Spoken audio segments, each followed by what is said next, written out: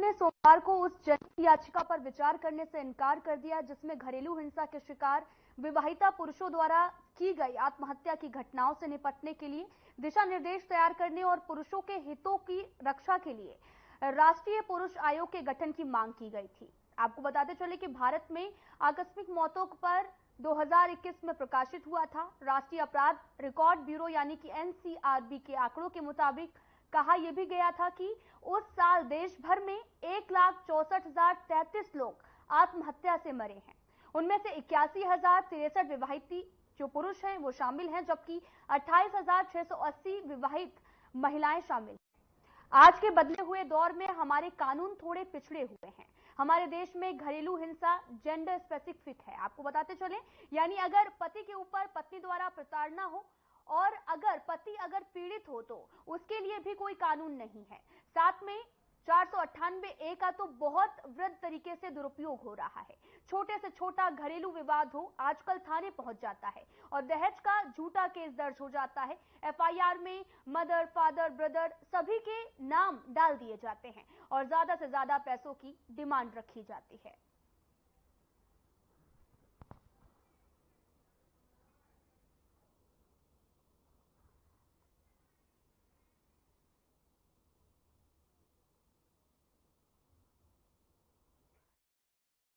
कि पुरुष आयोग ने याचिका दायर की थी। सुप्रीम कोर्ट का अब इस पर फैसला भी आ गया है। दरअसल सुप्रीम कोर्ट ने सोमवार को उस जनहित याचिका पर विचार करने से इनकार कर दिया जिसमें घरेलू हिंसा के शिकार विवाहिता पुरुष द्वारा की गई आत्महत्या की घटनाओं से निपटने के लिए दिशा निर्देश तैयार करने और पुरुषों के हितों की रक्षा के लिए राष्ट्रीय पुरुष आयोग के गठन की मांग की गई थी। साथ ही आपको बताते चले कि भारत में आकस्मिक मौतों पर 2021 में प्रकाशित राष्ट्रीय अपराध रिकॉर्ड ब्यूरो यानी कि एनसीआरबी के आंकड़ों के मुताबिक यह भी कहा गया था कि उस साल देश भर में 1,64,033 जो मौत हैं वो आत्महत्या से मरे हैं और साथ ही उनमें से 81,063 विवाहित पुरुष थे, जबकि 28,680 विवाहित महिलाएं थी। आज के बदले हुए दौर में हमारे कानून थोड़े पिछड़े हुए हैं। हमारे देश में घरेलू हिंसा जेंडर स्पेसिफिक है और साथ ही आपको बताते चले कि यानी कि अगर पति के ऊपर पत्नी द्वारा प्रताड़ना हो, अगर पति पीड़ित हो तो उसके लिए कोई भी कानून नहीं है। साथ में 498A का तो बहुत ही वृहद तरीके से दुरुपयोग हो रहा है। आपको बताते चले कि छोटे से छोटा घरेलू विवाद हो आजकल थाने पहुंच जाता है और दहेज का झूठा केस दर्ज हो जाता है। एफआईआर में मदर, फादर, ब्रदर और सभी के नाम भी डाल दिए जाते हैं और ज्यादा से ज्यादा पैसों की डिमांड भी रखी जाती है।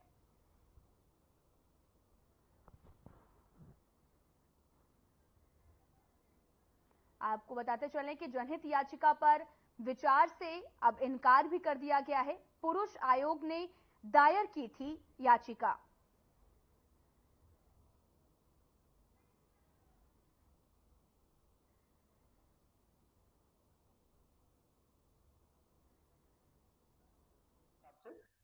सर, आपका जिन हम सवालों पे चर्चा कर रहे थे, आपने बहुत गहरी बातें आज बताई। दर्शकों को भी इन बातों से रूबरू हो रहे हैं और बहुत सारे दर्शक इसको जागरूक भी होंगे मुझे लगता है इन बातों से। लेकिन जब हम बात करते हैं सर, क्योंकि इस देश में महिलाओं ने कहीं ना कहीं उनके साथ उत्पीड़न भी हुआ है और आज नहीं, जो हम वेद पढ़ते हैं, जो हम देखते हैं कि जो हमारे तमाम अगर हम बात करें कि हमारी संस्कृति में महिलाओं को बहुत कष्ट हुआ है, महिलाओं ने बहुत सेक्रीफाइस किया। तो ये भी माना गया जब ये कानून बना था तो कहीं ना कहीं उस समय महिलाओं के ऊपर बहुत ज्यादा ही कहीं ना कहीं उनका उत्पीड़न हो रहा था। इसके विषय में आप क्या कहेंगे? आज के परिवेश में भी ऐसा नहीं है कि सारा ही पुरुषों के फेवर में या पुरुष के साथ ज्यादती हो रही है। मुझे लगता है अधिकांश मामलों में महिलाओं के साथ भी कहीं ना कहीं ज्यादती हो रही है। देखिए, ये बात तो किसी भी तरह से नकारी नहीं जा सकती कि महिला उत्पीड़न एक बहुत ज्वलंत विषय है और ये इस देश में सदियों से रहा है और महिलाओं पर फिजिकली कमजोर होने की वजह से, फाइनेंशियली कमजोर होने की वजह से, उनके अपने माँ बाप का हाथ उनके सर पे न रहने की वजह से, उनके जो सबसे निकटतम रिश्तेदार हैं वो कहते हैं नहीं नहीं बर्दाश्त कर ले, जा भाई अपने ससुराल में रहे, लड़की का घर ससुराल होता है।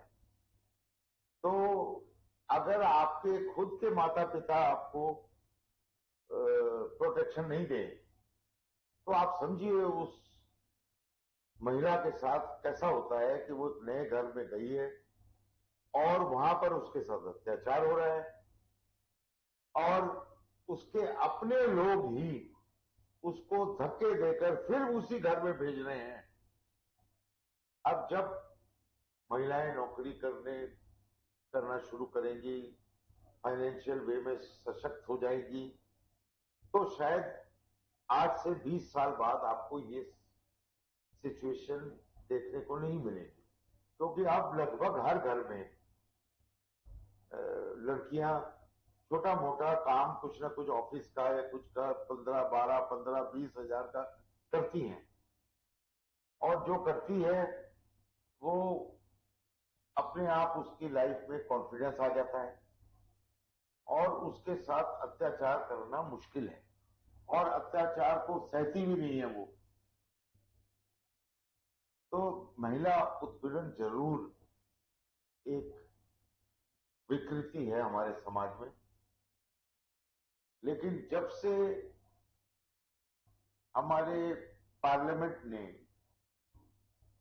क्योंकि हमारे यहां भी कोई चीज बैलेंस में नहीं होती है, अगर अत्याचार हो रहा है तो होने दो, और अचानक ये ख्याल आया कि नहीं नहीं नहीं, नहीं अत्याचार बहुत ज्यादा हो रहा है, तो फिर ऐसे कठोर कानून बना दो मर्दों के खिलाफ कि बिल्कुल उल्टा होने लग जाए।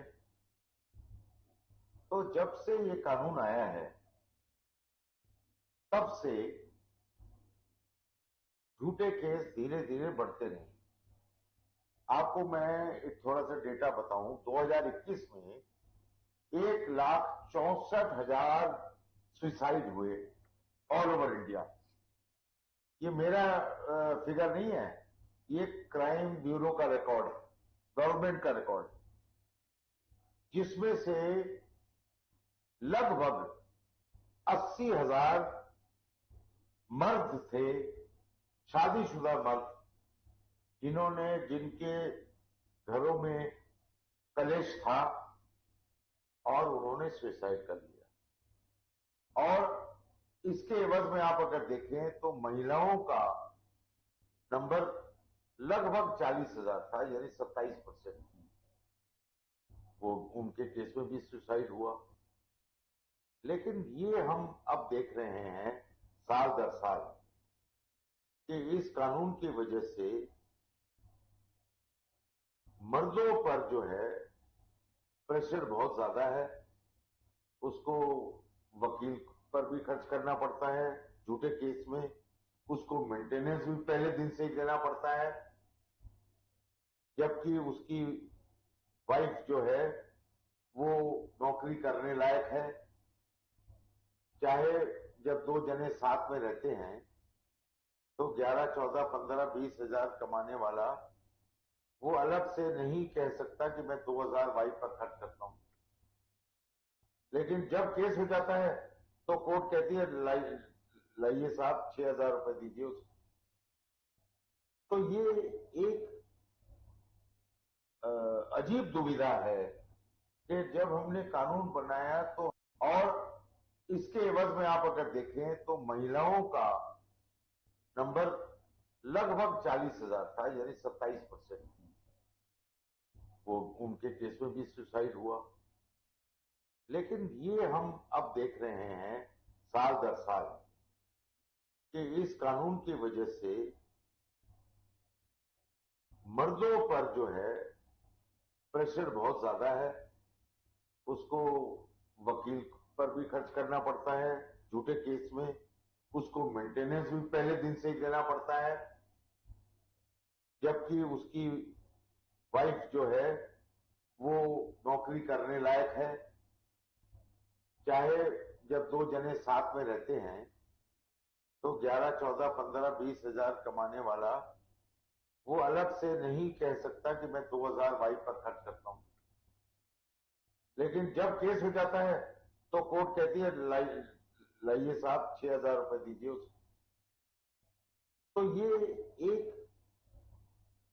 अजीब दुविधा है कि जब हमने कानून बनाया तो हम एकदम दूसरे एक्सट्रीम में चले गए। दूसरी बात यह है कि इस कानून में प्रोविजन होना था डाउरी प्रिवेंशन ऑफिसर। आपने डाउरी ही सबसे बड़ा बदनुमा दाग है हमारे समाज का।